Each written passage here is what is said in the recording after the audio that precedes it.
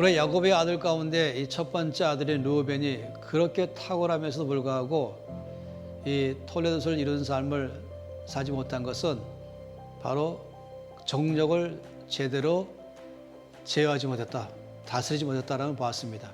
마치 물을 제대로 다스리지 못한 것처럼 말입니다.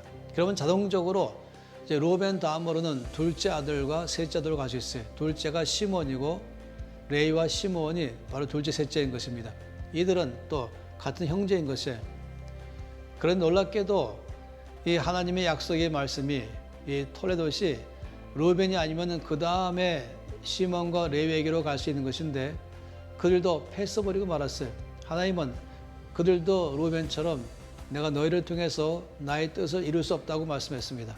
왜 그런지 아십니까? 이것은 이 두 사람에게 치명적인 것이 있는데 바로 혈기를 제대로 다루지 못했습니다.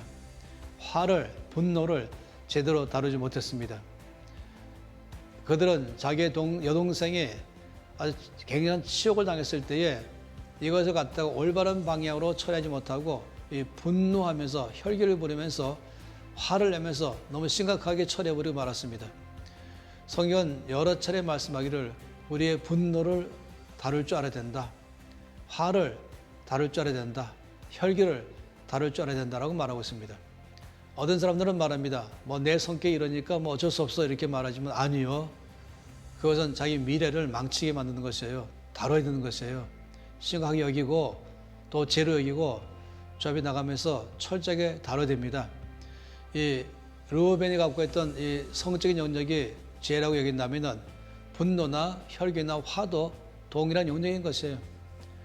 그렇기 때문에 선생님께 나가서 나를 혈기를 다뤄주고 나의 분노를 다뤄서 온유한 사람으로 되게 해달라고 전심으로 구하는 게 참으로 필요합니다.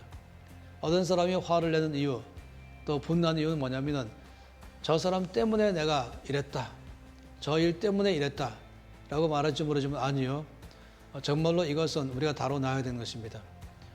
늘 저 앞에 깨트리면서 혈기를 다루면서 온유한 사람이 될 때에 하나님은 그런 사람을 통해서 일하십니다.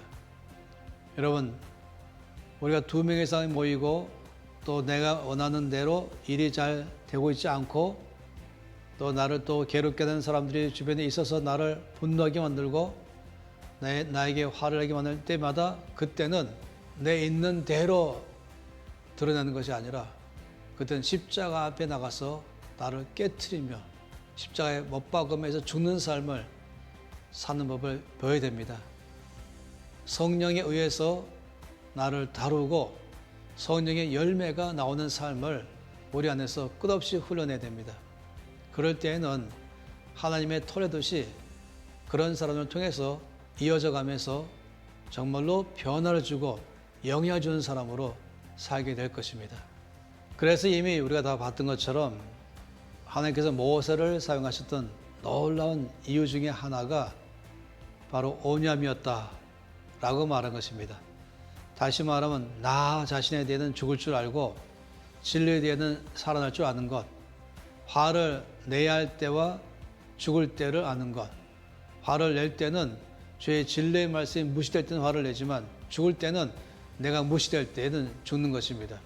이 혈기나 분노나 화는 내가 살아있다는 것을 증명하는 것입니다. 그땐 죽어야 됩니다. 그리고 십자가 앞으로 나가야 되는 것입니다. 이것이 바로 시몬과 레위의 요소를 제거하고 모세처럼 온유함의 삶으로 사는 비결인 것입니다.